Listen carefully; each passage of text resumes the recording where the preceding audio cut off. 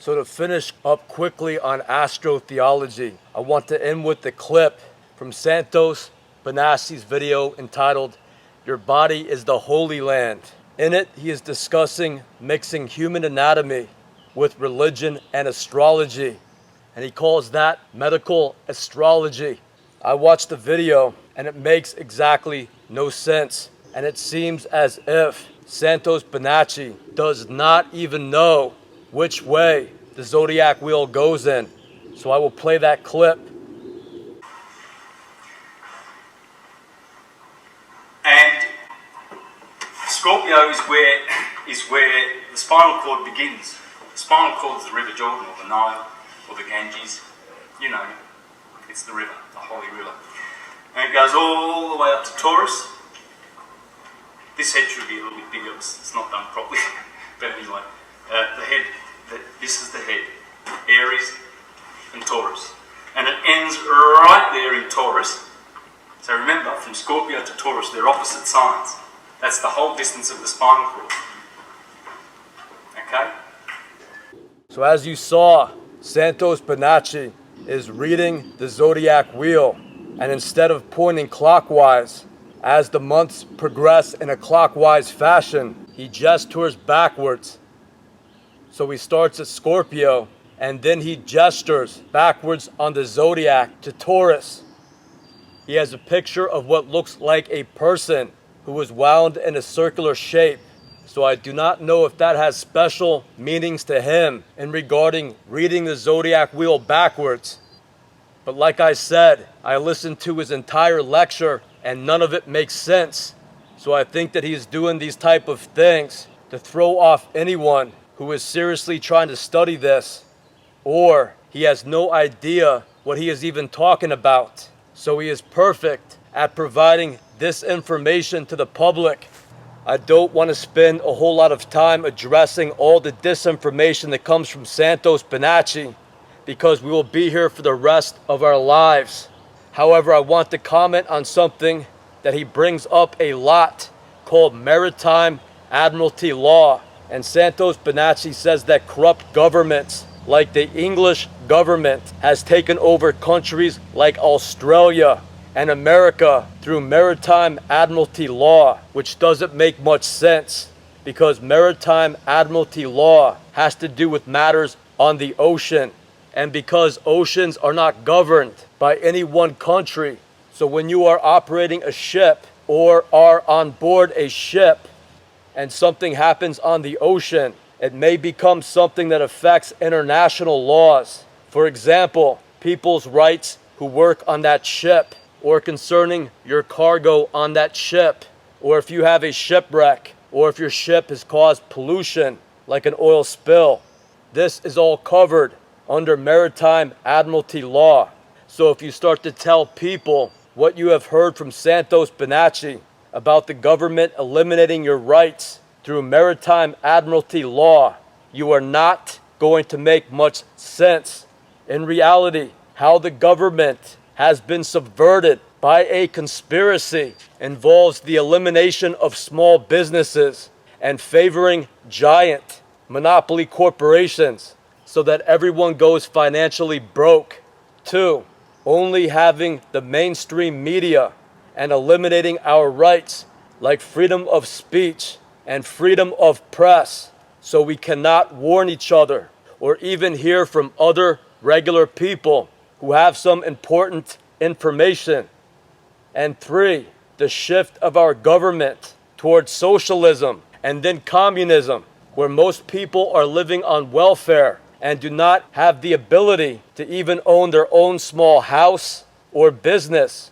And throughout history, once a communist government has taken over, masses of people are then executed by that country's military because these people have been deemed a welfare burden on the state, and so they are no use to that government anymore.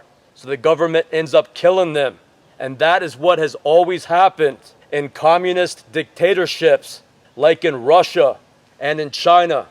They end up killing millions of people. So instead of explaining some of this, Santos Bonacci will tell you that you've lost all your rights through something called Maritime Admiralty law. So it doesn't make much sense. He will also say something about your government using your birth certificate as a way to borrow money from the central banks. So Santos Bonacci will tell you the last thing that you or your children want is a birth certificate or a social security card, because it's all just a scam for the US government to borrow and trade money using your name. So from what I know about the current US government is that it values human life very cheaply. They do not consider people a value at all, and they try to kill as many people as they can. So the idea that your birth certificate or your social security number is very valuable to them so they could borrow more money from the Federal Reserve is a giant lie. The government is going to borrow as much money as they need from the Federal Reserve, no matter how many people decide to opt out of registering themselves and their children with a certificate of live birth. The Federal Reserve will loan the US government as much money as it wants, regardless of how many people have birth certificates in the US. So don't fall for the lies about opting out of enrolling your children in the state registry or social security program. You are not going to hurt the federal government at all by opting out of doing that. And you will end up hurting yourself and your children by preventing them from having medical insurance or dental insurance.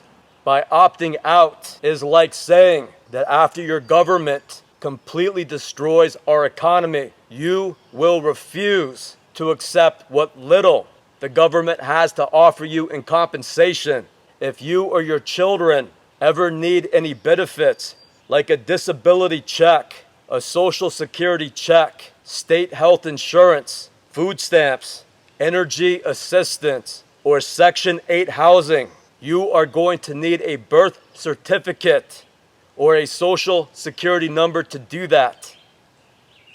And obviously, having a social security number and a birth certificate is the way you identify yourself when you apply for a job or get a driver's license. So it may be very difficult to secure employment or to even get a driver's license if you don't have a social security number or a birth certificate. So these people who are trying to convince you that getting a birth certificate or a social security number actually hurts you and enables a corrupt government are not telling you the truth. What may have gotten some of this information started had to do with very specific stories concerning someone who wanted to opt out of the birth certificate and social security program because they were probably earning a very high salary, like $200,000 a year.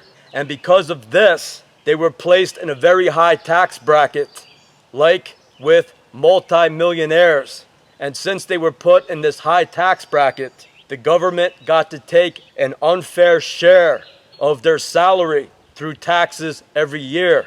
So in these cases, these people did everything they could to cut ties with the federal government, understanding that they would never receive any benefits from the government at all, even in an emergency, because they did not want to be taxed unfairly and ripped off by the federal government every year through their social security number. So these exact stories of why some people did this will never be explained correctly by these government agents like Santos Bonacci, who will try to convince you about common law and sovereign rights. So if you have extensively studied the law and are very well off financially, in that you have private health insurance and a retirement plan, and you have a trust fund, and your kids have a trust fund, and you want nothing to do with the government because of some huge tax problem. This may have been how some of this started, but for the rest of us, this information as explained to us by men like Santos, Bonacci, Jordan Maxwell, and Love Thomas Wright Cooper, seems to be designed to get truth activists in trouble with. When these men discuss sovereign rights, common law, and the straw man theory on the internet, they never really explain the history of their argument or their exact legal case regarding that. And for the most part, what they give you is a ton of bad legal advice to get people arrested or in trouble at court. So it should not be a surprise to know that this information is being channeled through the truth movement, almost on purpose to get a certain group of people in trouble with the law. These sovereign rights and common law idiots are telling people that if they get pulled over by the cops, they do not need to show the cops their driver's license. And if they get arrested, they don't even have to go to court because their name on the court's paperwork is not their actual person. It's just a name written on a document. In one of his lectures, Jordan Maxwell said that when he had to go to court and the court called his name, he did not stand up or try to identify himself in any way. He just sat there and ignored that his name was being called. And the reason he did that was because he understood that his name on the court's documents was not really him. It was not his actual person. It was just a name on a piece of paper. So it had nothing to do with his physical self.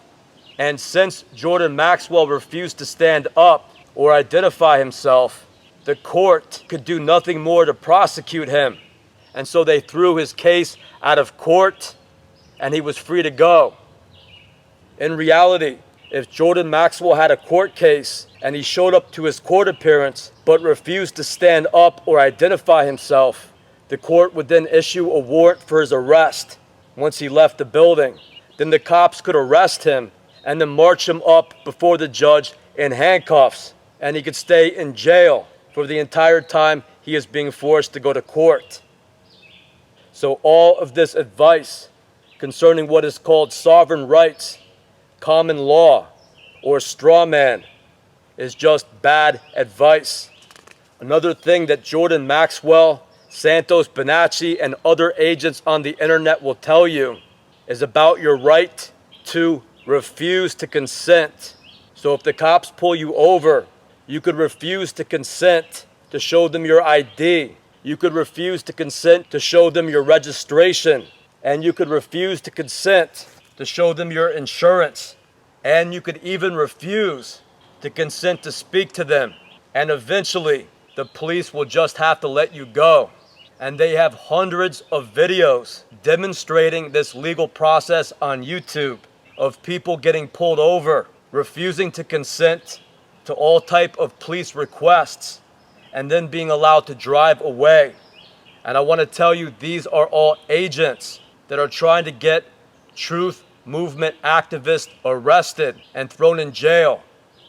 If you refuse to show a cop your ID, they could arrest you for disorderly conduct, breach of peace, interfering with a police investigation, or driving without a license. And they'll say they have to bring you down to the police station in order to identify you because they want to make sure that you're not wanted or have any outstanding warrants. One common law agent on the internet was giving lectures about how he refused to get his car registered, how he refused to get car insurance, and even how he refused to get a driver's license because that was the way the government impeded his right to travel. So this is great advice for agents to give activists who they want to get arrested or thrown in jail. Refusing to get your car registered or insured is a way to set yourself up to get into a car accident, lose your car, and then have to pay thousands of dollars in lawsuit damages, and then having your right to operate a car completely taken away. So all the information they are talking about concerning common law is a way to get you into trouble. My only advice about consent is if you get pulled over and you give the cop your license and registration and insurance, and then they ask you if they could search your car, you could tell them, no, I am not going to consent to that, which means that you are not going to give them your authorized permission to search your car. So if they decide to tell you to step out of your vehicle and they search your car anyway, they are technically breaking a law by doing that. And if needed, you could bring that up in court later and potentially get the case thrown out. So in order to search your car, the cops need probable cause to do so, like they suspect that you've been drinking or they suspect that you have something illegal in your car. So the bottom line is that cops should not be able to pull people over at random and just start going through your personal belongings just because they feel like it, like the Nazis were doing in Germany. Moving along. Next is the information that Santos Bonacci provides on the origin of the Knights Templar and their rise to power in Europe. And he would tell you that the Knights Templar were eventually arrested and their organization was disbanded. And the reason for that was because the Knights Templar were the good guys who were doing things the right way.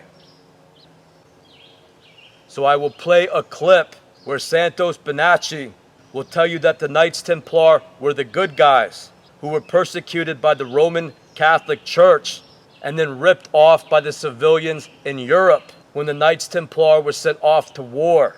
And when the Knights Templar returned from war, they found that all of their lands had been taken over by the civilians in Europe. And Prince Philip was a nasty, nasty guy. He's the one who in 1307, get these dates, they destroyed the Knights Templar. They had to, because they were rivals. And they were doing things the right way, the original Knights Templar. Now back to Boniface, our little friend. So he put that second crown on his head to do one up on Prince Philip. So they got together, the Vatican and Prince Philip, and they destroyed the Knights Templar. But here, what happened in this year was this guy,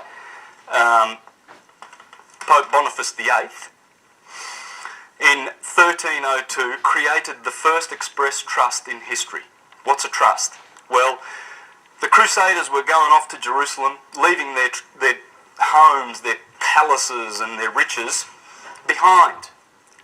So they developed an idea.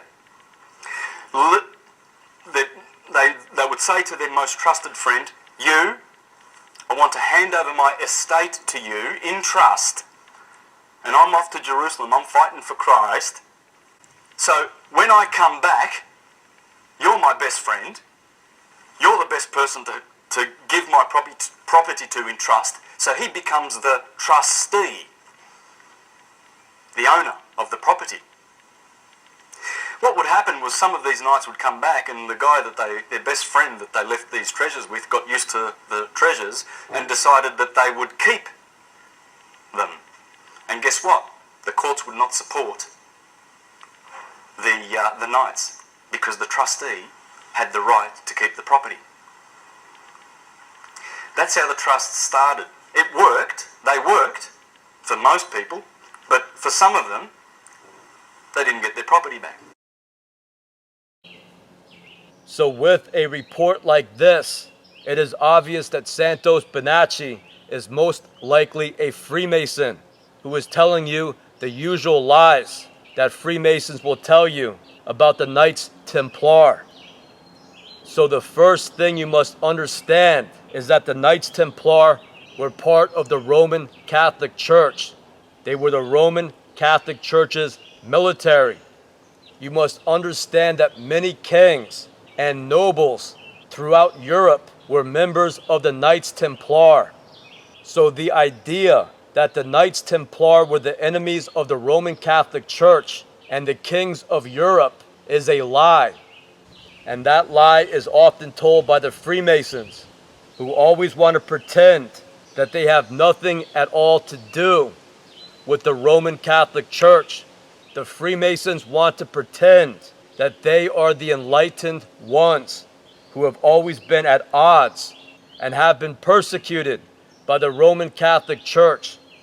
The truth is that they have always been the same organization and have always worked hand in hand throughout history. So I will now tell you the truth about the Knights Templar, who were both Jewish and Roman Catholic knights. The official story about the creation of the religious order called the Knights Templar were that they were a small group of knights who were formed to protect people who wanted to travel from Europe to Jerusalem in the Middle East. So first, that is a long ways away, and most people in Europe did not have the time or the money to make long pilgrimages to the Middle East unless they were wealthy merchants or were part of the Roman Catholic Church or the military. They say that the Knights Templar were founded when the Roman Catholic Crusaders took over Jerusalem at the end of the First Crusade. So all history books and the internet will tell you that Jerusalem was under the control of the Muslim religion at that time. But I will be the first to tell you that they are lying to you. There was a large group of Jews that were in control of Jerusalem, and they were based out of that huge temple called King Solomon's Temple. History has been obscured, so people do not realize that this giant building, this giant structure in Jerusalem is King Solomon's Temple. I think they are calling this the Temple in Jerusalem on some sources on the internet. They are also calling it the Al-Aqsa Mosque because a little part of the temple contains a Muslim mosque. So you have to understand that this is the nature of the mystery religion. The Jewish rabbis, the Roman Catholic priests, and the Muslim imams all work together to keep secret what is happening in all of their religions concerning aliens, mind control, and the criminal actions in their secret rituals. They also cover up all the real history and control all the information so that everyone cannot figure out what is really happening.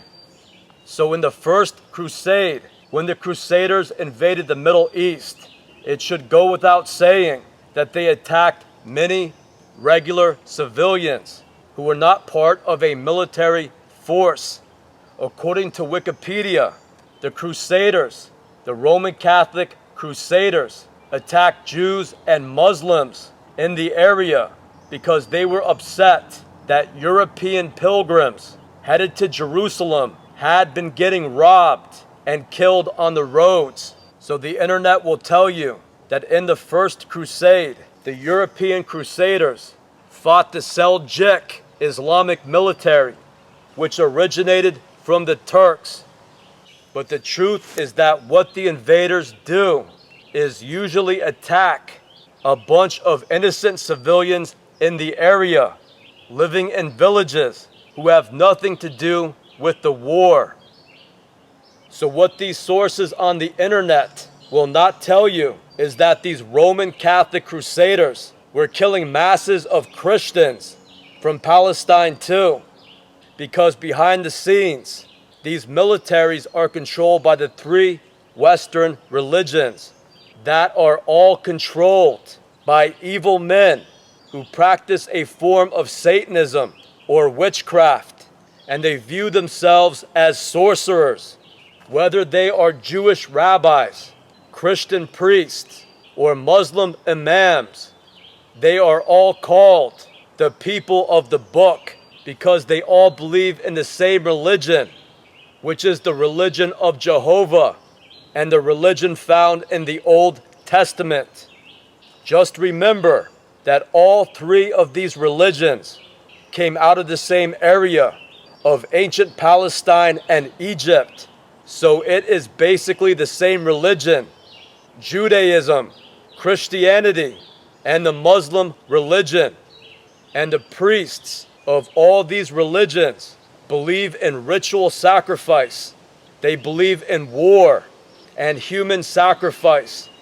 If you read the Old Testament very carefully, that is all you are going to hear about is war and the wrath of God and demonic spells and ritual sacrifice. That is their religion, and that is what they all love to do. Start wars and kill people. That is their meaning of life. So the Crusaders first invaded a territory north of Jerusalem and north of Palestine called Antioch, which is in southern Turkey. So Antioch was under Muslim rule, but historically it has been called the cradle of Christianity. So I am sure that there were a lot of people in the area who were Christian.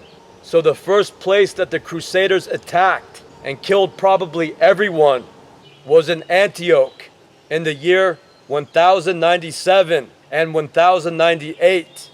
Then a year later, in 1099, the Crusaders invaded Jerusalem, which was a city filled with regular people, like in a city that you may live in.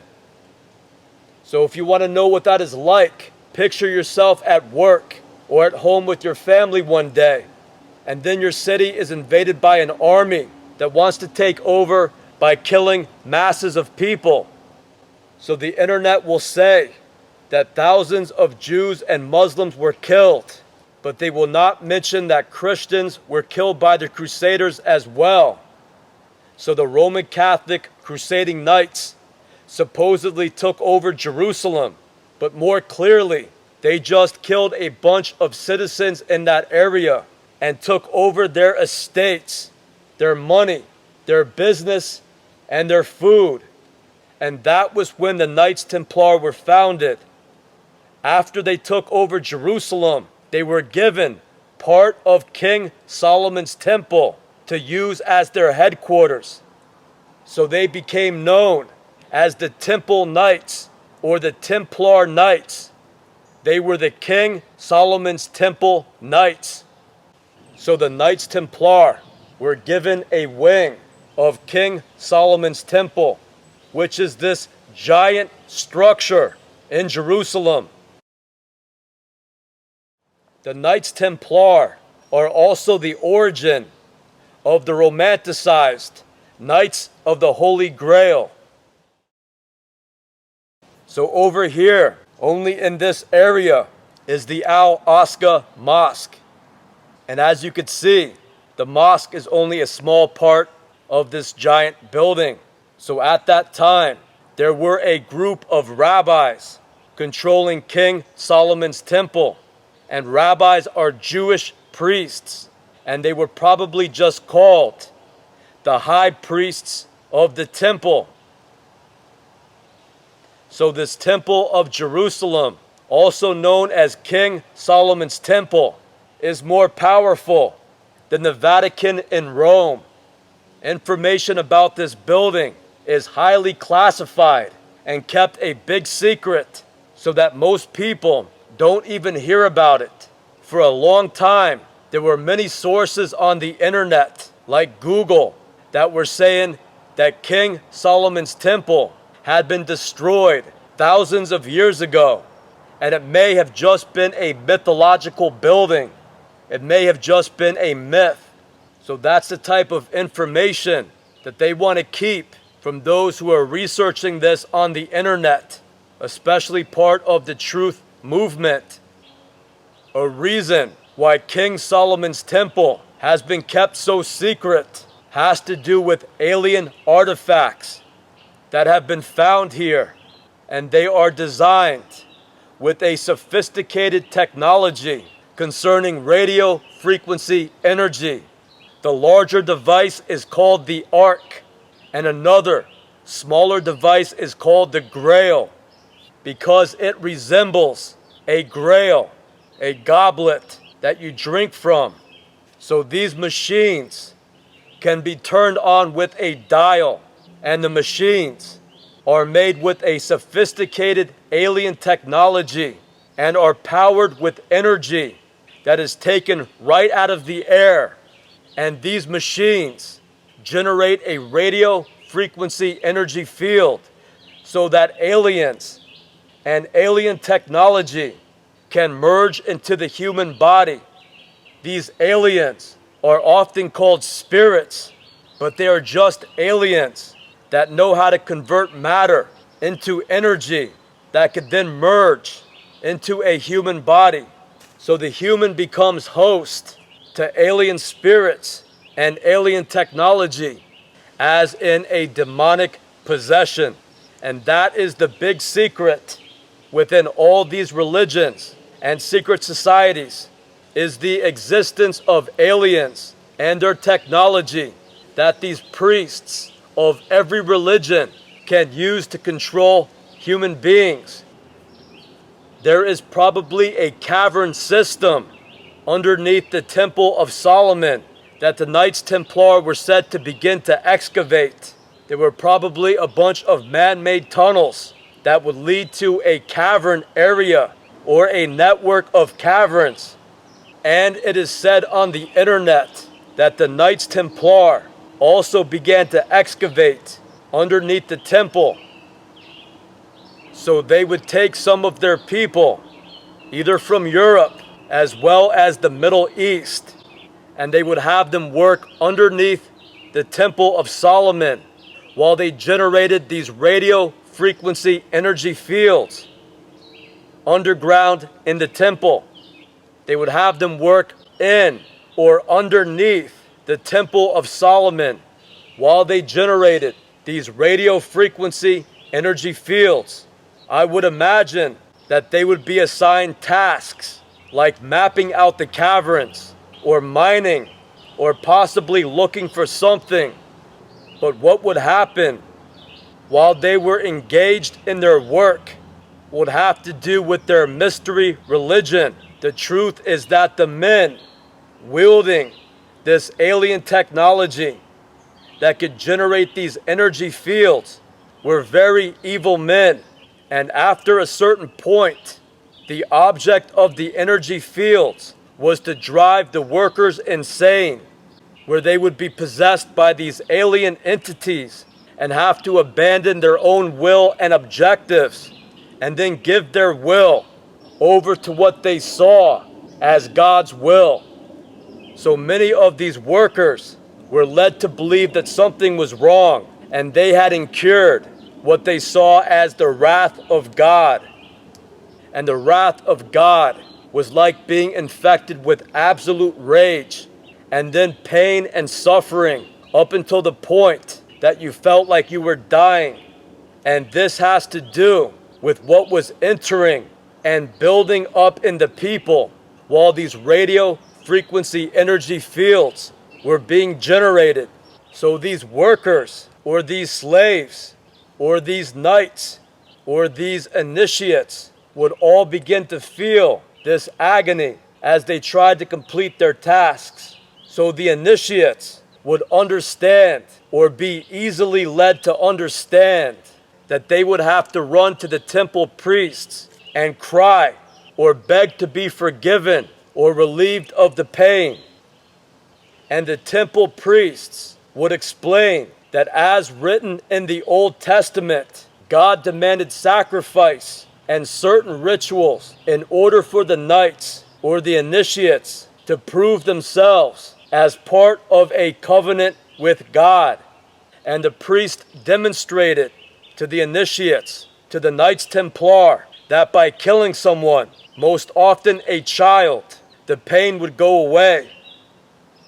The knights would also begin to understand that this God expected his head priests and the new initiates to be celibate when it came to women, and the only time sex would be allowed was if it was between men or during these obscene rituals where innocent people were victimized. That was the only time sex was allowed. They did not want their knights to get married, to have affairs with women. The only sexual relations would be between men or have to do with raping their victims. In these rituals, the high priests also saw which workers, which slaves, which laborers were the strongest men, because they were the ones who would put up with the trauma-based mind control and the pain the longest. They would attempt to work the longest. They would attempt to complete their goals, and they would not give in. They would try to maintain their composure and continue managing their work project, knowing that it was very important and that something was trying to prevent them from doing their work. So instead of becoming paranoid and superstitious and running to the high priests, they would understand that this was an unnatural force trying to stop them, and it had very little to do with God or a God that they would want to honor. These men may have even seen the way the high priests would act to expose themselves as weak, psychotic men who are not to be taken serious. These temple priests and their knights seem to look forward to a breaking point. They seem to admire other men's failure and were easy to give in to this broken will, where the goal of their religious order would be causing others to suffer and fail. So this was ultimately the aliens' agenda, to recreate men in their image, where men are asexual and programmed to attack and kill the strongest, most independent and good men whenever they were placed under mind control by the alien energy system. So the high priests and their knights became an extension of the malevolent aliens and were slowly transforming themselves and the human race into the aliens themselves. So after killing hundreds of thousands of people and indoctrinating and programming an army of knights and infantry men, this military, the Knights Templar, was sent back to Europe after being indoctrinated and programmed in Jerusalem at King Solomon's temple.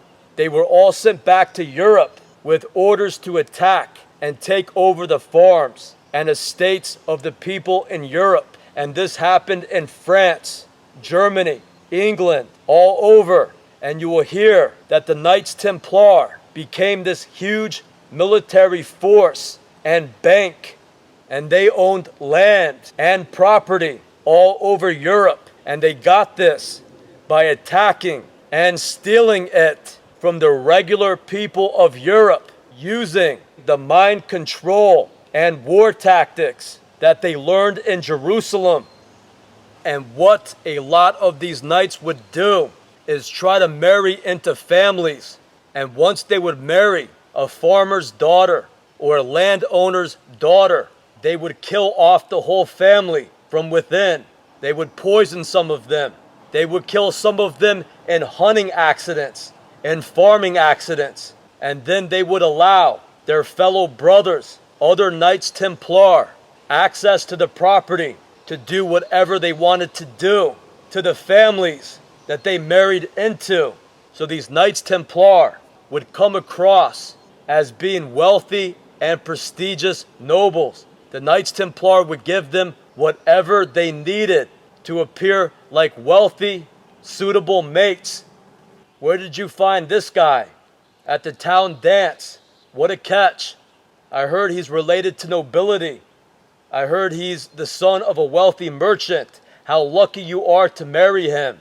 And once they would get into people's families, they would kill their new families.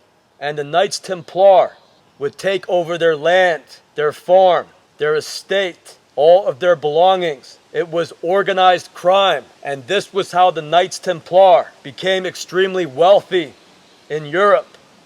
So when the internet and the history books say that the Knights Templar got too big to control, and the King of France, along with the Roman Catholic Pope, decided to outlaw the Knights Templar, that is another huge lie to confuse what happened in history concerning religion and the Knights Templar.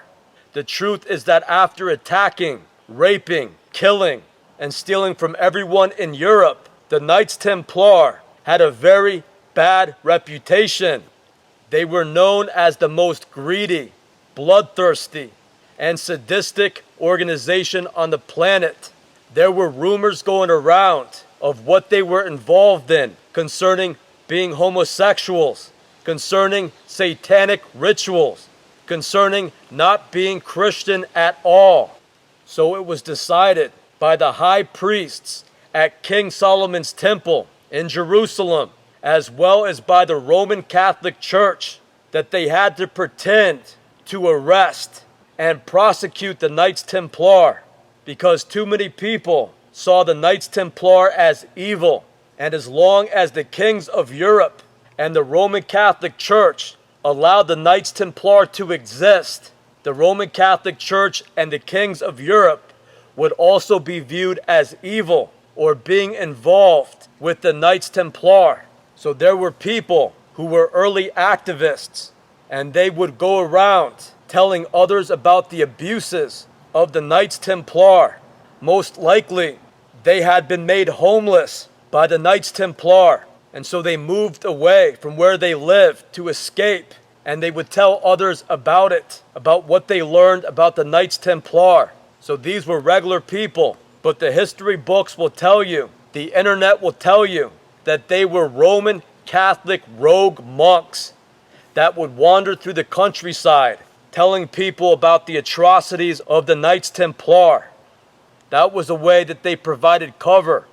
So yeah, that these Knights Templar are bad guys, but good thing they had this band of good Roman Catholic monks that were going from town to town warning everybody about the evil Knights Templar. That is a lie. The Roman Catholic Church did everything to assist and cover up the actions of the Knights Templar. The Roman Catholic Church were the Knights Templar's boss. They're the ones who came up with all these great things to do. They are the ones who commanded the Knights Templar to attack regular people in Europe. So it was regular people that stood up against the Knights Templar and told others, that got some of the information out about the Knights Templar being homosexual and satanic and a criminal organization. The only loyalty the Knights Templar had was to the Knights Templar. These men had been indoctrinated and had proven to their order that there was no loyalty to anyone but the Knights Templar. They did not care how beautiful their new wife was if these guys were in love with other men in their order. They could sit down with a family that has given them a job, a place to stay, one of their daughters to marry, and a week later, or a month later, or a year later, these men would have no problem stabbing their families in the back. So these are not the type of men that will go from town to town warning people about their organization. The Knights Templar knows how to recognize their own. Anybody who attempts to resist the programming is an enemy of them. They like people who are weak-willed and easy to program and easy to break. That is what they're looking for. And that is the only type of people that they will accept. So a great deal of these Knights Templar also have very low IQs. So after the Knights Templar order was officially disbanded in the year 1312, they began to form another secret society called the Freemasons, or the Free and Accepted Masons. And it is said that Freemasonry revealed itself in the year 1717. But the truth is that it was being formed long before that, probably at the same exact time that the Knights Templar order was being disbanded, officially disbanded. So this great disbanding of the Knights Templar meant that the Knights Templar wouldn't go out in public with their Knights Templar regalia on anymore. They just dropped the name. They weren't Knights Templar anymore. They were Free and Accepted Masons. They were the benevolent club of stone builders now. Thank God those evil Templar knights disappeared somewhere. Good riddance. The truth is that after the Knights Templar took over everybody's farm and estate and land, they just stayed right there on all the property they took over. And they didn't call themselves Knights Templar anymore, and instead became the Freemasons. So another lie from Freemasonry is that the name Masonry came from the early stonemason guilds, or people that built with stone. So the truth is that the word Masons came from the word Masoretes, came from the word Masorettes. That's Moretes.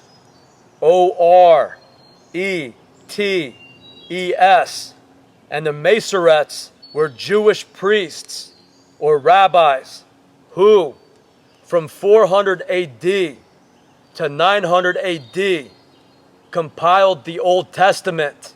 The Masorettes are the ones that put together the Old Testament. So one of the rules of becoming a Freemason is that you have to believe in God. They don't care if you are Jewish, Christian, or Muslim, but you have to believe in God.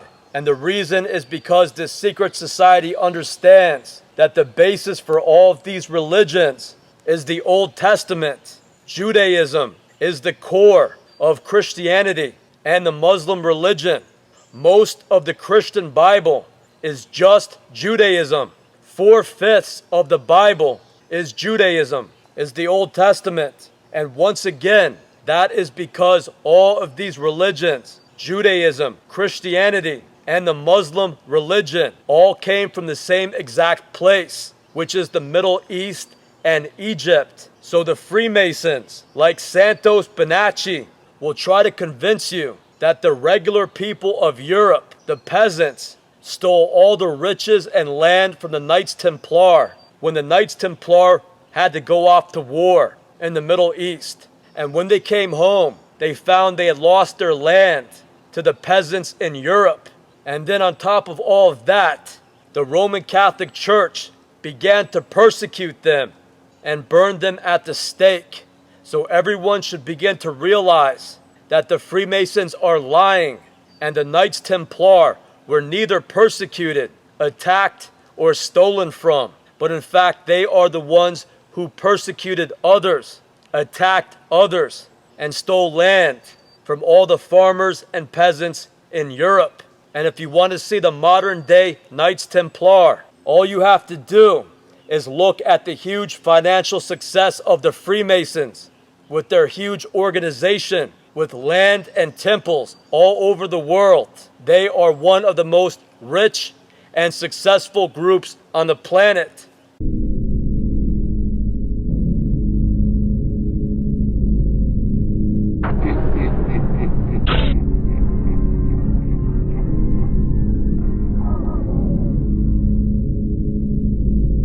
Different part of the life, so I think it's important.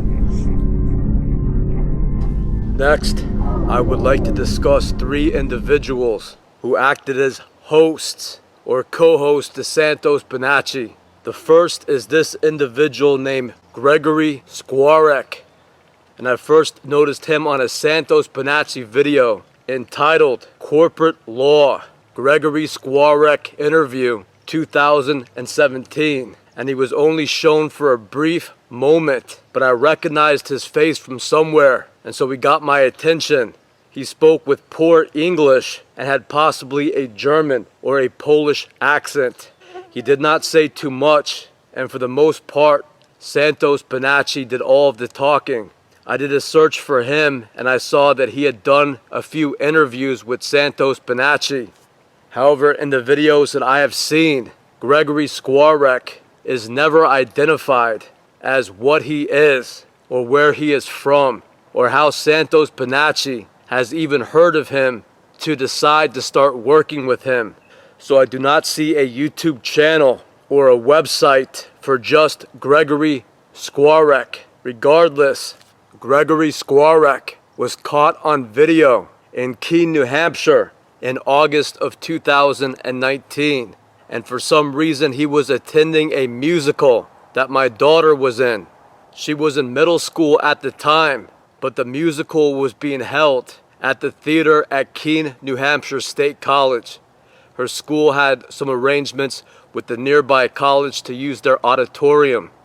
So here is a video of him behaving slightly strangely, as if he is insanely amused by something as he is walking past me. As you could see, this guy does not look normal.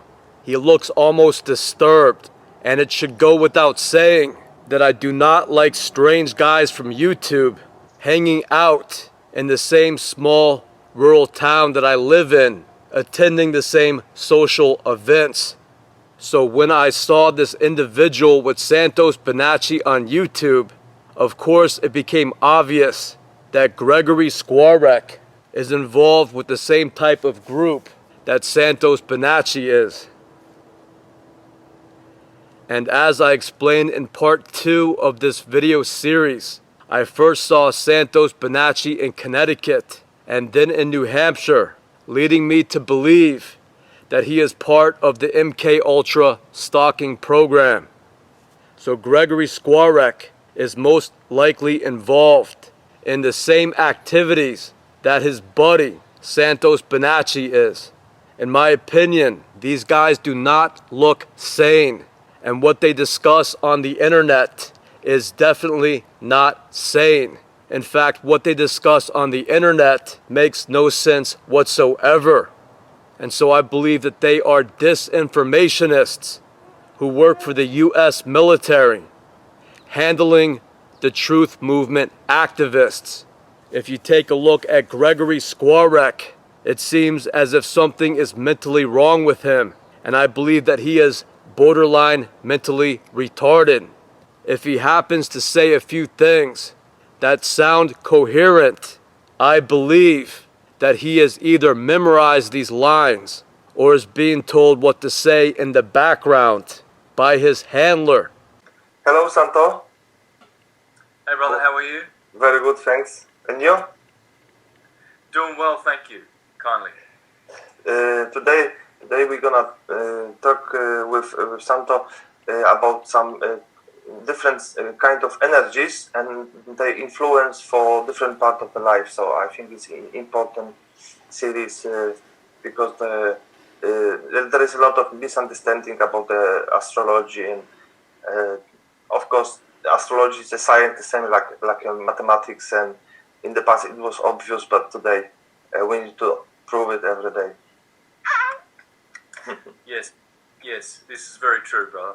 So these are the type of men who are involved in these MK Ultra mind control and stalking programs. And these are the men chosen by their commanding officers to play the role of activists who provide information to the public involving government conspiracies, secret societies, and alternative information. Throughout these interviews between Santos Bonacci and Gregory Skwarek, Santos Bonacci rambles on for hours on end about confusing and difficult to understand subjects, while Gregory Skwarek seems to have problems keeping his eyes open, and the whole time his eyes are rolling around as if he has some sort of mental issue. So these are the type of men chosen by the military and by secret societies to advance in these programs that target the American people. And then they turn around and masquerade themselves as activists who provide, at best, extremely poor, if not completely absurd information to the American public. So the bottom line is that the military and the secret societies like to work with men who are either psychotic or below average intelligence. So these two are perfect. Moving on, another man chosen to work as a co-host to Santos Bonacci is a guy named Logan Jason. Logan Jason was also caught on video in the summer of 2019 running around a track at the YMCA when I was there attending my daughter's gymnastics class. So here is that video.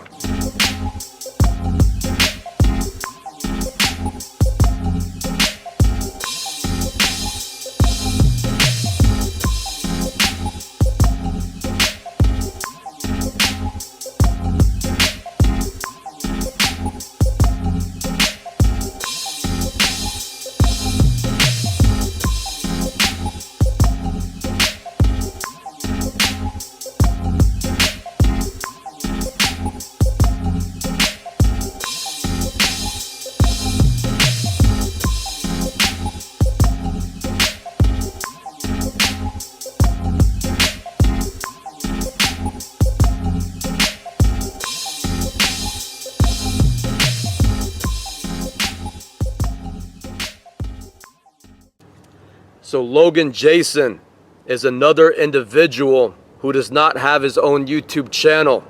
Nothing comes up when I did a search for him on the internet in July of 2021. The only place where you will see Logan Jason is playing co-host for Santos Bonacci, who does most of the talking, much the same as Gregory Skwarek. And in these shows, it's Santos Bonacci who does most of the talking. It's funny, but whenever I am looking up these subjects on the internet, many popular YouTube channels seem to lead to Santos Bonacci. Logan Jason was also seen on the Killa Priest podcast, number 17, with Santos Bonacci, explaining his views on the hidden meanings to various subjects. So I would like to play a segment so you could hear the type of information that Logan Jason has for the truth movement involving numerology, movies, astrology, and the elements. 911 who chose that number on the phone to press for emergency 911? Think about that. Who chose that number combination, and why? It's all to the 5. The 5 is the level of, what is the 5? The throat chakra.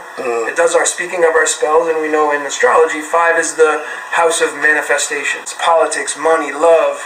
Everything we create is on the 5th level, and that's your soul contract. So you're here to create in a massive way. You got to use your tower card, your masculine tower card, your 10 of clubs, your knowledge, your mind, your high intelligence, and you carry the world on your shoulders like Atlas would. That's what you do through music. Yeah. Sometimes we tumble down. Do we come back up? Absolutely. Sublimation. Go from the physical back to the gas, the ether. Wow. Yeah, there it goes. Sublimation. 33. The Ethernet. The ether. The Ethernet, I like that. And I'm wondering, is the ether realm able to access our internet? Everything's accessible by the one. Everything's accessible by the one. Show that. What do you think, Santos? Is that Matrix is how it really works. As a matter of fact, Keanu Reeves, the reason why they named, remember his name in the Matrix movie? Neo? Exactly, because you know how he got named that? His name through numerology and alchemy ends up being 143, and the 60th element is neodymium, which has an atomic weight of 143. I thought it was because it spelled out 1 when you rearranged the letters. Well, that too. 1 spelled out as 9/11, actually, if you break it down to numerology. So it's all 9/11, and the reason why is because 11 is the number of electricity, 2 poles, alternating current, and 9 is the yin feminine energy that holds all it. Imagine number 9, it carries 0, 1, 2, 3, 4, 5, 6, 7, 8, 9. So it carries a lot of energy, 9/11. So it's a magical number of yin energy that has everything attached to it. Yes. Voltage, currency, resistance. Those 3. That's all you need to know about Voltage, current. Voltage, currency, resistance. VIR. Ohm's Law. The guy who invented George Ohm's. OHM, Ohm's Law. And resistance? Voltage, currency, current, and resistance. That's why money is a currency. Because the voltage supplies the pulse, as Santos said. Currency takes that pulse and shoves it through, and it's black and white in our matrix reality. And then we decide which we're going to feed more. And that feeds and makes things grow. So for those of you who do not know, that is basically a schizophrenic ramble. And Logan Jason is another guy who is part of this group of professional paranoid schizophrenics. So Logan Jason is making associations between things that make no sense whatsoever. These people, like Logan Jason, Santos Bonacci, and Killa Priest, are also obviously flat earth theorists who will try to convince the truth movement that the earth is actually flat. So here is a quick clip of Logan Jason and another individual called AD discussing someone disagreeing with them when those two claim that the earth is flat. So here's that clip. Show that. What do you think, Santos? Is that Matrix is Matrix is how it really works. Next number down. when you're speaking of the truth into the general public, and someone starts backlashing at you? No, the Earth is not flat. No, this is not. An agent appears, and so the agent appears into them and is stopping you from. Agent Smith, you mean? Agent That's Smith. why he's Smith, because Smith's the most common name. So there's a lot of Agent Smiths that want to tell you, no, and they're there to fight you, and Of course. any truthers that are there are changing from the program. That's right. So amazing. That's the resistance, even though we're all resistance, but they're resistance to our flow. Yes. So if you were to disagree with these people who think that the earth is flat, they'll say that a matrix-styled agent is taking over your mind. Another individual that I noticed as a co-host or a host to Santos Bonacci is an individual that was referred to as AD on this show. Again, it was the Killa Priest podcast number 17. And in this video, AD does not want to go in front of the camera and instead acts like a mediator who adds a comment or two throughout the show. But at some point, AD did turn the camera on himself, but only so that he appeared in a tiny video square on the top right-hand side of the screen. Come sit over here, bro. Come on, AD. I mean, this is your I have a time. camera over here on me, so look if I. How Eminem said it, If I lose do yourself. See, I'm right there. I got the camera on me. Okay. Don't worry, I'm able to participate. All right. Let me just flip this over here to our current channel. It's the 7 Seals. So I zoomed in on his face so we could get a good look at him, because I recognized this AD as another agent who was involved in the MK Ultra program. And I have a very important story about him. So first, I would like to play a clip of some of what this AD says on the Killa Priest podcast, as he does a show with Santos Bonacci and discusses something called medical astrology, where human anatomy reminds these guys of religious stories, astrology, and even the movie The Wizard of Oz.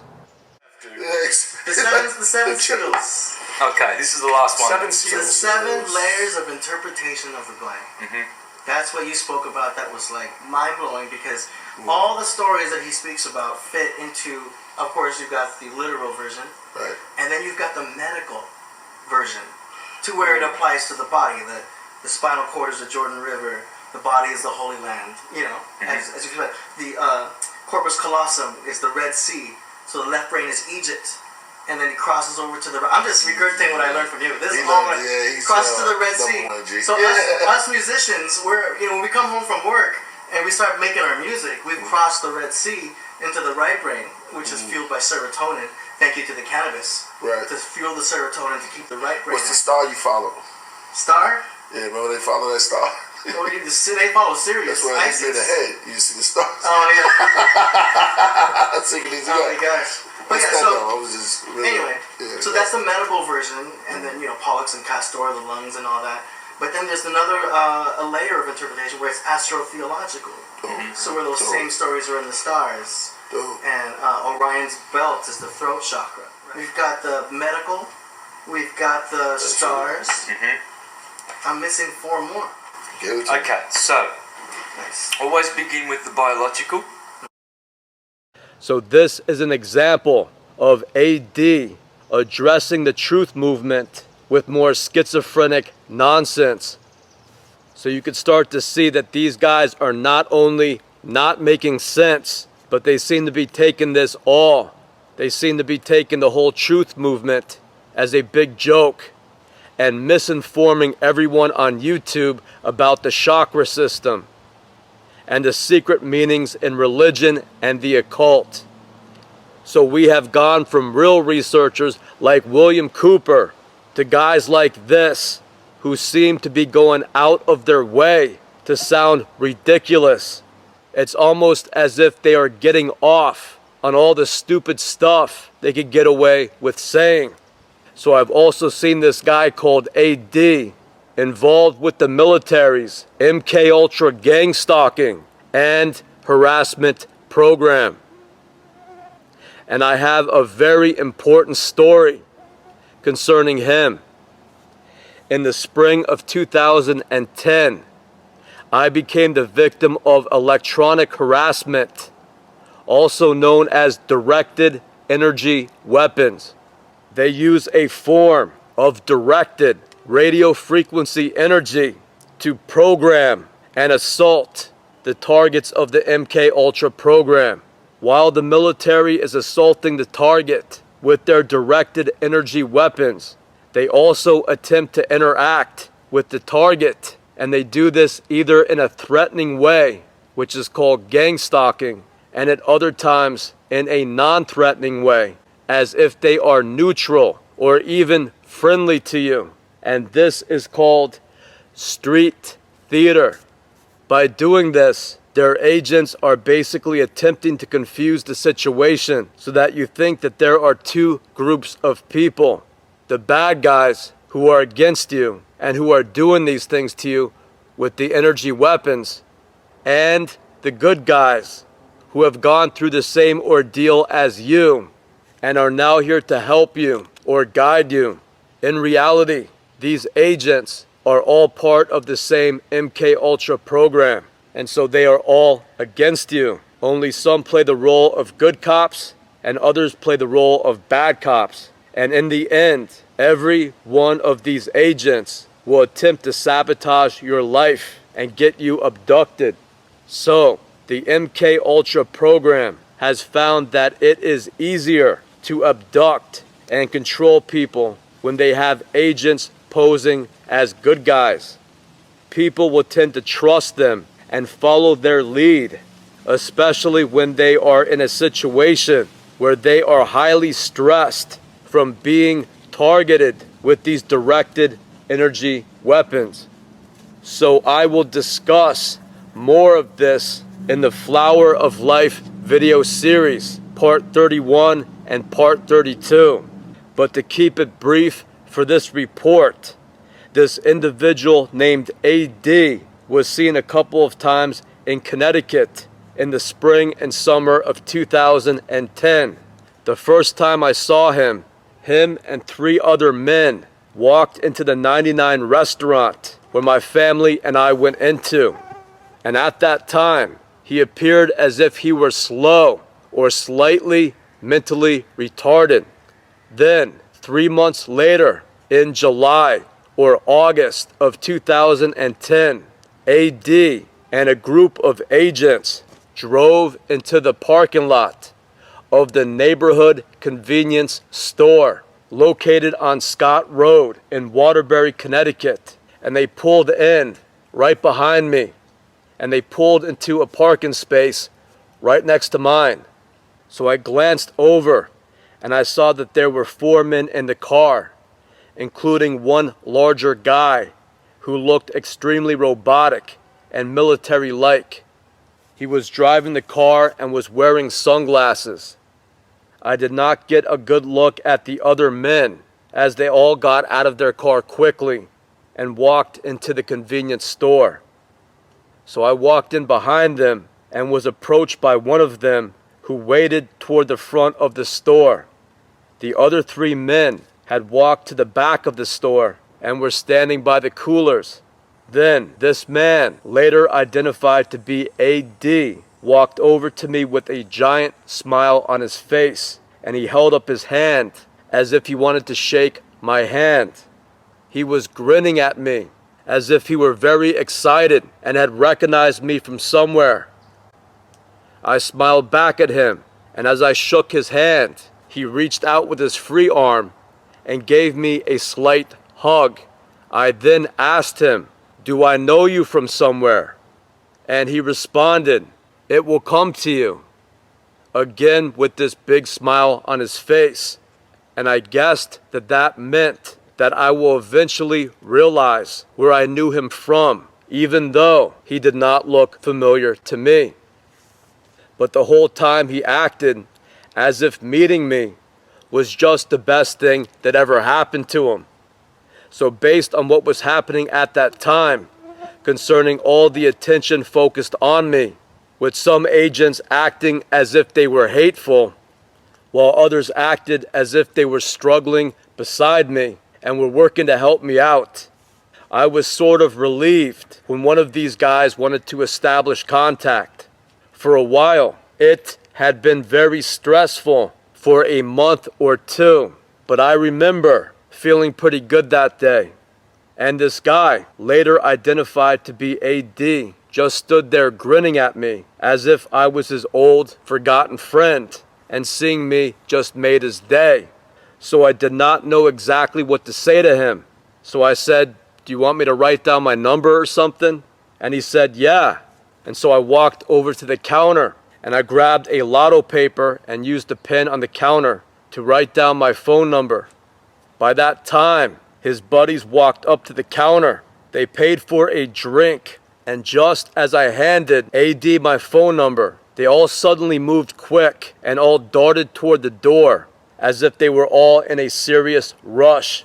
I noticed that as AD took my phone number, a look momentarily crossed his face as if he were depressed about something. But he just turned and followed his buddies outside, and they all quickly jumped in their car and sped off. So I got my coffee or whatever I had gone into the store to get. Then I drove back to my condo complex that was a short ways away. Soon after I went into my condo and turned on my computer, I was hit with a huge amount of pain via a directed energy weapon. This eventually caused me to leave my condo and walk outside to the top of the hill. There I saw 3 more agents looking at me while seated around a nearby swimming pool. This was extremely painful, to say the least, and at times I felt like I was going to have a heart attack and fall over. The severe pain lasted for 2 hours and then subsided a little bit, but continued throughout the day. So directly before this happened, this individual named AD approached me at a convenience store and wanted to act like he was my best friend. So to spell it out, this guy was highly involved in that program that culminated in a directed energy attack, where at times the pain was so bad that I thought I was going to die. So this individual known as AD is one of the worst men that they have working for the military, because he seemed like a really nice kid that people would trust. And this is exactly the type of person who gets people abducted. This is the type of guy that targets of the MK Ultra program would trust in a life and death situation where they are very afraid and disoriented due to the directed energy weapon attack. Most people can see the regimented and robot-like military guys from a mile away and have enough sense to avoid those guys. So the military needs men like AD who could fool people into trusting them. They are the best fakes. They are the best liars. And it should not be a surprise to find that the military will use these guys on TV or on the internet or in politics, explaining away whatever actions the government wants cover for. And men like AD go on to be the most intelligent minds in the CIA that come up with all these criminal plans for their military to engage in on how to stalk, set up, and sabotage the lives of the targets of the MK Ultra program. So if anyone is to learn anything from this report, that is, there are no good guys within the MK Ultra program. There are no good guys within the CIA. There are no good guys within the Freemasons. And the people who will come off as being the most intelligent, friendly, or sensible will often be the most psychotic. They have multiple personality disorder, and everything they do is just an act to either make themselves look good or to benefit themselves and their standing within their military program. Just because they act a little cooler or wear a backwards baseball hat and walk over and slap your hand doesn't mean that these people are not trying to set you up to get abducted. Even though I did not know it at the time, I happened to meet quite a few junior agents of the Freemasons and the MK Ultra program while I was growing up. I guess that the younger Freemasons are called wolf packs, and they are really interested in taking an active role, setting up young people who are not involved in their group. If you are an outsider, you are their enemy. But these kids specialize in acting fake and befriending you.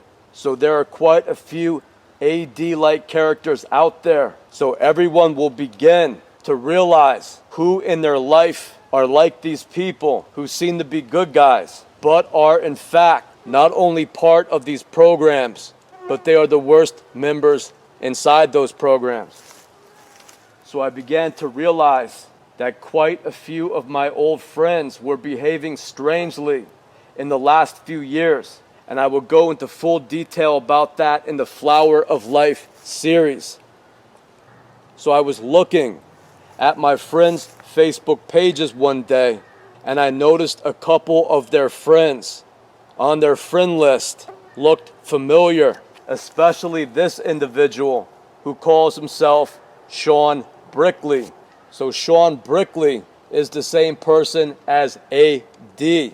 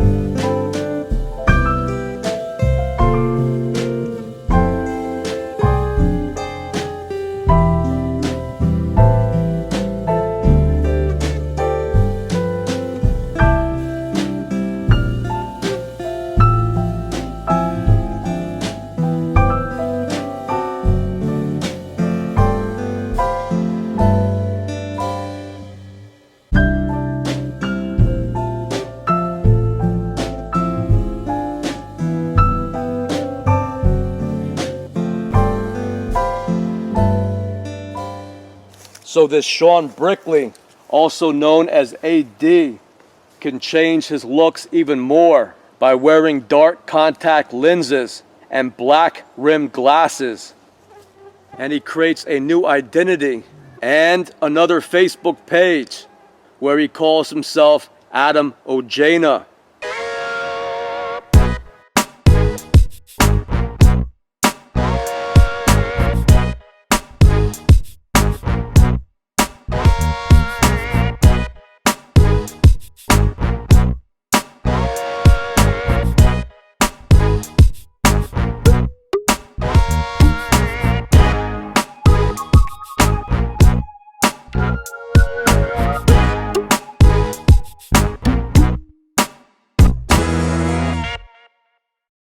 He also has another Facebook page where he calls himself Adam Warped.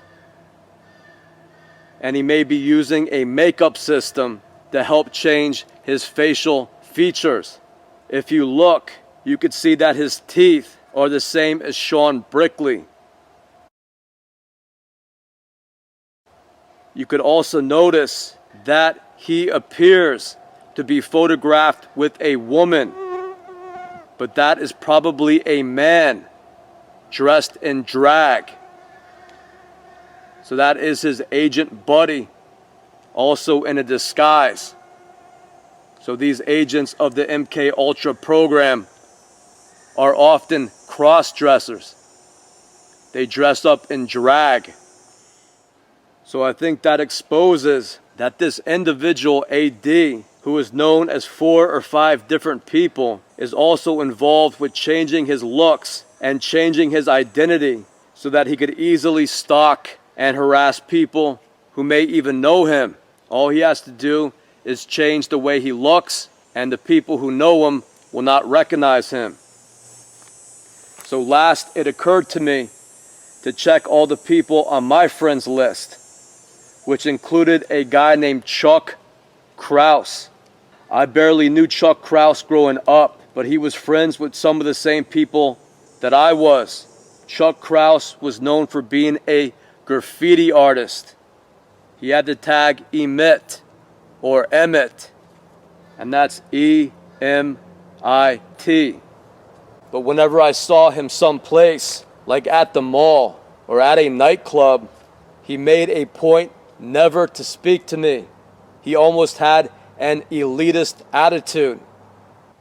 But years later, around 2016, when I set up my Facebook page, Chuck Kraus sent me a friend request, and I accepted because I knew who he was. So this is Chuck Kraus, also known as Sean Brickley, also known as Adam Ojana, also known as Adam Warped, also known as AD, and also known as Shep Doeleman.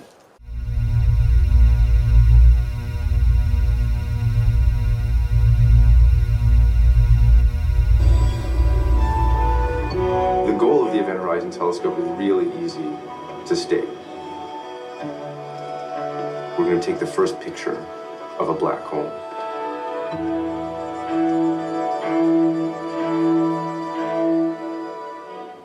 Imagine taking a mirror and smashing it with a hammer and distributing these shards all over the world.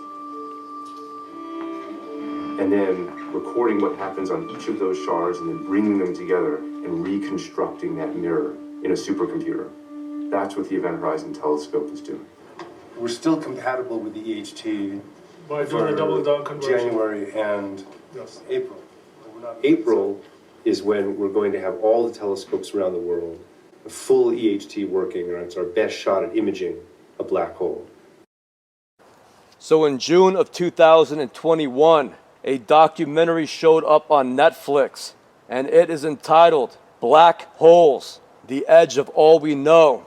And in this documentary, AD, also known as Adam Ojana, also known as Sean Brickley, also known as Chuck Kraus, appeared as now Shep Doeleman, and he claims to be the director of the Event Horizon Telescope program.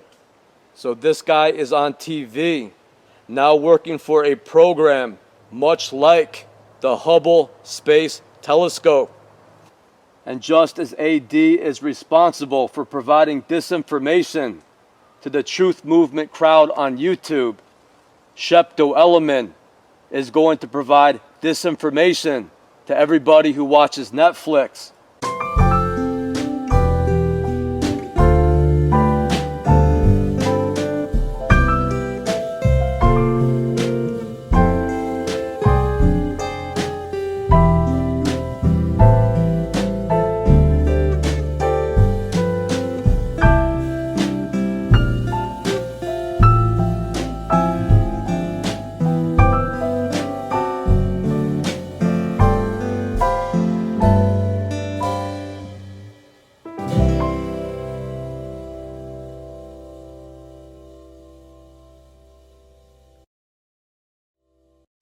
So I started watching this black hole documentary, thinking that it may be a halfway decent documentary, only to find out that it was just more disinformation, with the creators of this documentary apparently going out of their way to give their audience wrong information about black holes.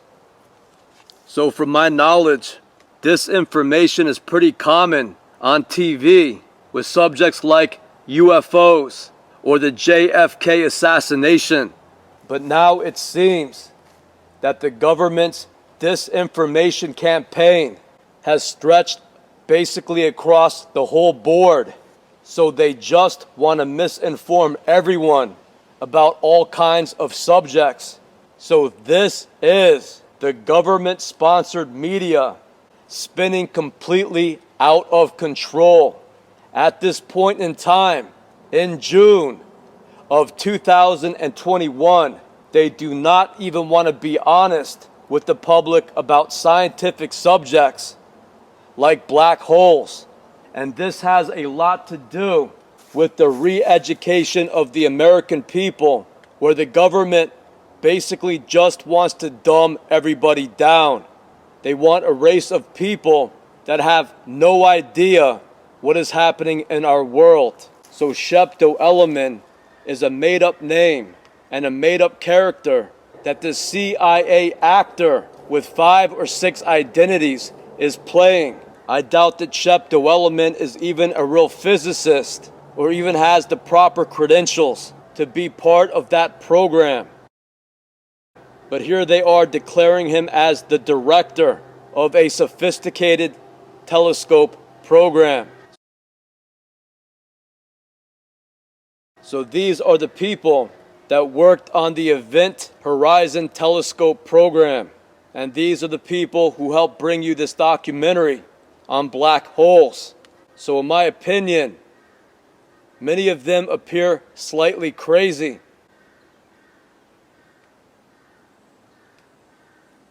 Something seems wrong with a lot of these people. Something seems wrong with a lot of these people on this program. And I think that they are the same as Shepto Elliman, in that they are not scientists. They are not physicists. They are just employees of the NSA, British intelligence, or the CIA. And those are the type of agencies that will handle informing the American public about all issues in politics, science, and the arts. In essence, they feel they need to control everything that is being said, everything that is being taught, and hence everything that we know, which will go on to be less and less as the decades go on. So these agents, who all work with the English government and the English military, know exactly what the point of this documentary is. And that is to keep a lot of the information about this subject classified and only release a bunch of disinformation to the American public. That, and I also think that this is a cover program to cover up what they are really involved in, to provide cover of what they are really experimenting with and on concerning radio frequency technology. So as explained in their documentary, they want to capture the first photograph of a black hole. And they plan to do this by having a series of telescopes from all around the world all take photographs of the same area in space where they think a black hole may be. Then by combining the data from all these different telescopes, they will have more magnifying power and then a clearer image of that area in space. And they are calling this the Event Horizon Telescope, which is actually all the combined telescopes that they are using. So after analyzing this documentary, you will see that much like the entire scientific community, the physicists shown in this documentary are stuck on the old laws of physics, like the ones taught by Einstein, who was born in the 1800s. and they are very opposed to developing anything new. First, if they do learn anything new, they will hide that information from the public. They will all act greedy and childish in that regard, almost as if they are fearful of letting the public look at least some of what they are working on. It is an elitist attitude where they could only feel superior by knowing things that other people do not. So like this documentary, what they release to the public is 1. Confusing and overly complicated on purpose. 2. It contains lies. And 3. They will often alter their data to suit what they expect to find and what lines up with their old laws of physics. So they basically want nothing new and are afraid to publish a coherent report on what they know concerning their latest scientific findings, and also what is giving them problems in understanding this more.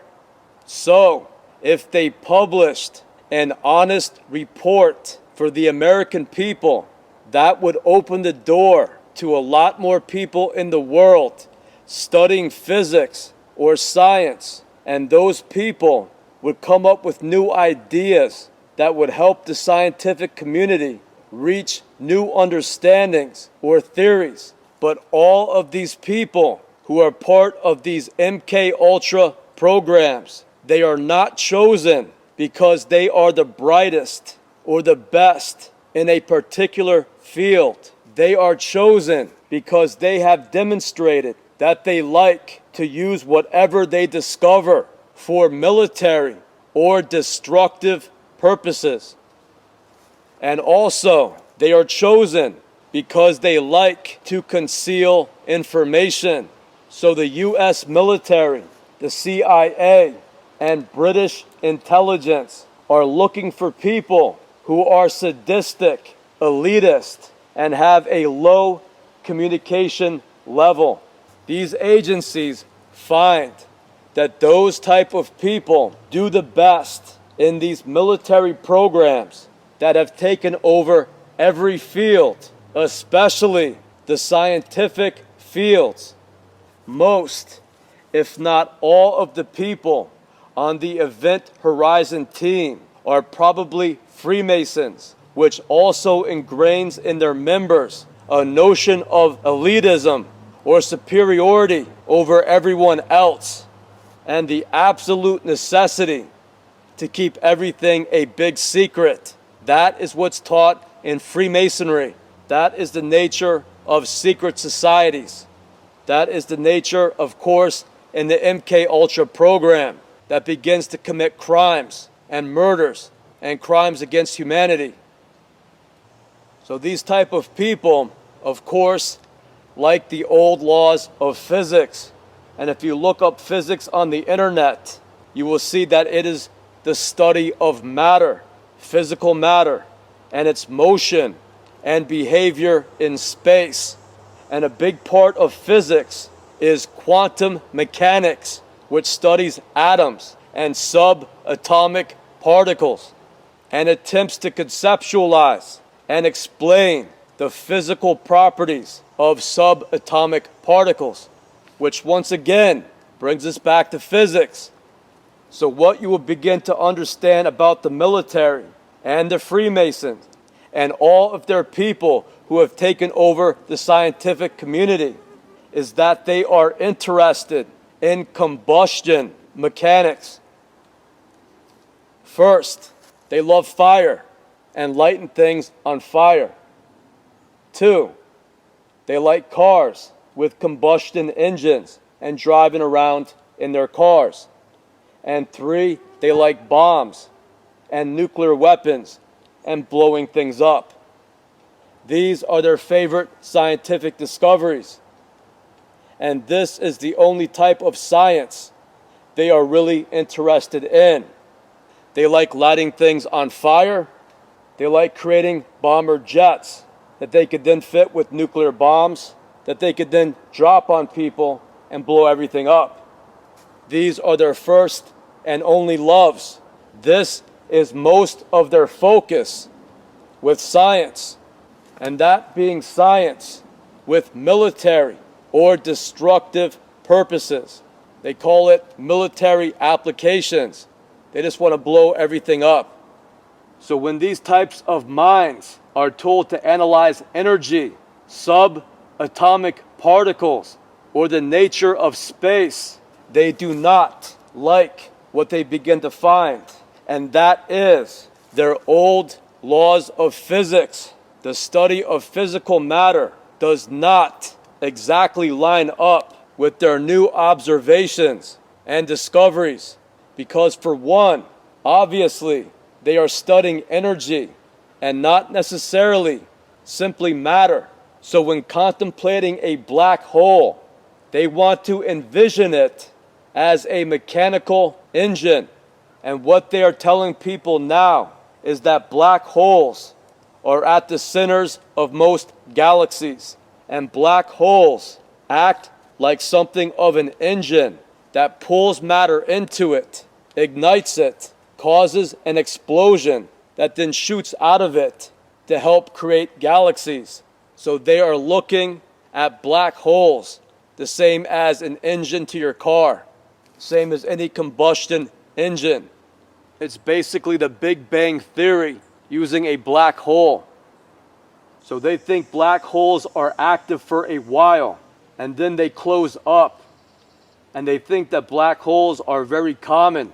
They think black holes are all over the universe. They think that you could find a black hole or two in every galaxy. They even think that black holes are so common that black holes constantly form and are even drawn together. So all around space are these black holes that are often even pulling together and colliding. So they say black holes are all over space, colliding and joining together with other black holes. They also theorize that black holes are created when massive stars collapse. So the Event Horizon team wants to capture an image of a black hole. So they combined dozens of large telescopes all over the world that would all take a picture or a video of a certain area in space where they thought a black hole may be. So by using all of the telescopes together, they could get a better image than if they just used one telescope. Because they could not see a black hole with just one telescope, they thought they may have better luck if they combined quite a few telescopes. So according to this Andrea Gies, I quote, "She monkeyed around the instrumentation of a very big telescope, and all of a sudden she could see the center of the galaxy and these stars in the center of the galaxy." End quote. So this lady will tell you that she monkeyed around on a telescope and found a region in space where it appeared as if stars were moving very quickly in that area. And they guessed that that was due to a black hole that was moving these stars around. So they went about developing the Event Horizon Joint Telescope Program to capture a clear image of that area in space. And according to that documentary, the end result was this. So it kind of looks like a solar eclipse, but they are calling this a black hole. And they are saying that it is in a distant galaxy called Messier 87. So they also mentioned that they had located a black hole in the center of our galaxy. But for some reason, they decided to skip that one and go for a photograph of a black hole in a distant galaxy called Messier 87. I believe that they said that the black hole in Messier 87 was much bigger than the black hole in the center of our galaxy that they called SAG-A or SAG-A star or SAG-A asterisk. But if you analyze their documentary, you're going to find that not too much of what they are saying makes too much sense. So aside from this photograph, another thing that they had, which they called proof of black holes, was this sound that they recorded from space that they thought was a gravitational wave caused from two black holes colliding and then swirling together before disappearing. So they took this little sound, and I think they repeated it 1,000 times, like they looped it.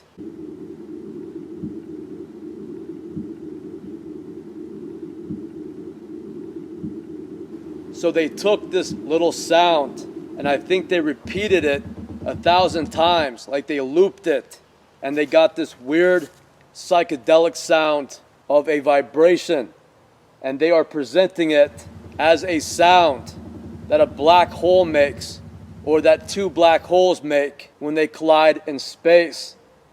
So they started off with this little blip noise, and I think they dubbed it 1,000 times in a row to get this psychedelic sound. And then they are saying that this sound was made when two black holes collided. So I think that this evidence and science, as presented by Jana Levin, is very weak and misleading at best. And last is this team comprised of Stephen Hawking, Malcolm Perry, Andy Strominger, and Sasha Hako. And these people are in charge of mathematically proving that they could explain a black hole with just ordinary physics. Again, they want a black hole to be explained the same as a combustion engine. So this team is analyzing a black hole, and they are upset about what people have been theorizing about black holes. And that is that black holes cannot be explained with just ordinary laws of physics. So they are saying that the universe should be governed by physical laws as outlined by physics. And so with that being the case, they should also be able to explain the black hole by using their old traditional laws of physics too. And they don't want to develop anything new. So this math team is very underhanded, and their math is very misleading, and their math is very dishonest. So I do not know what image they are using. They are either using the photograph that they took with the Event Horizon Telescope, or they are using this model of a black hole that is basically just a water drain or a vortex of water going down a drain.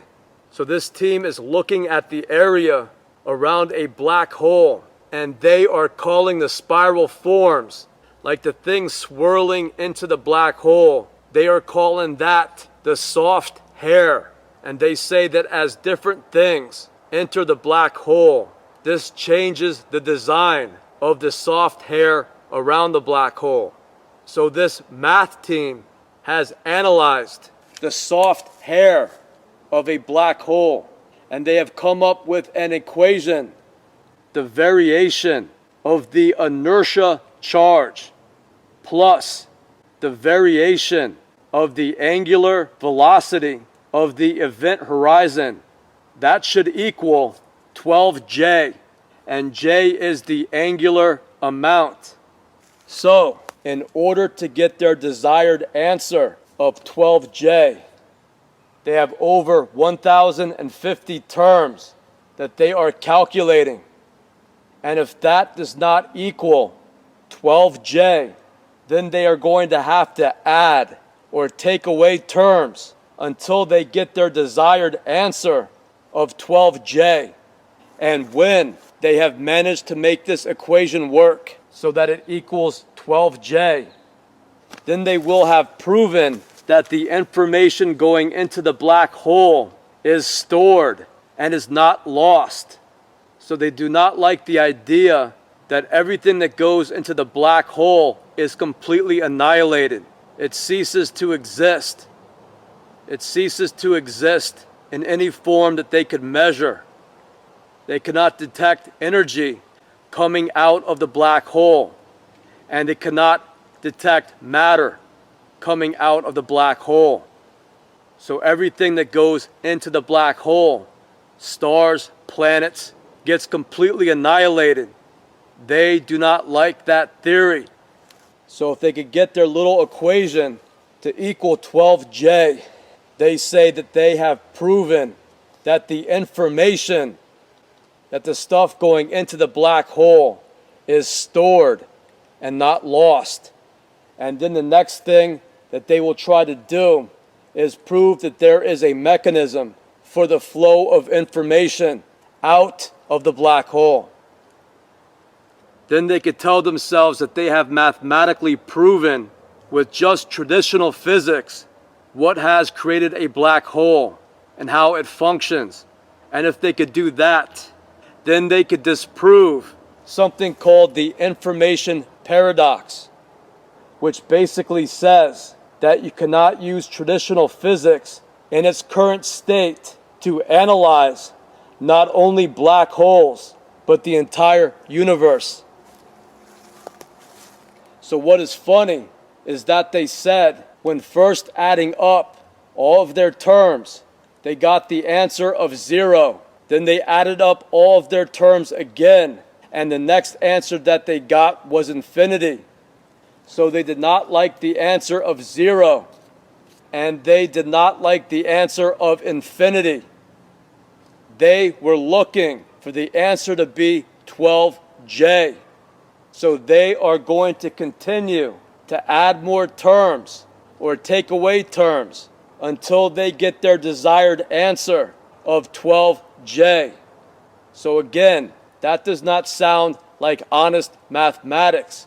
However, I think it's funny that they got both the answers of 0 and infinity, which suggests something like a hint about 0-point energy. So 0-point energy was supposedly come up with by Max Planck, who said that there was a significant amount of energy, even at absolute 0 of the quantum system and in the vacuum of empty space. So basically, 0-point energy says that there is a significant amount of energy, even in the subatomic particles that exist in the vacuum of empty space. And this energy is in fact very powerful and can be harnessed and used as an infinite energy source. So there is infinite energy even in what appears to be empty space. But as of now, scientists cannot measure it with the use of radio frequency technology. So they are calling it dark energy and dark matter.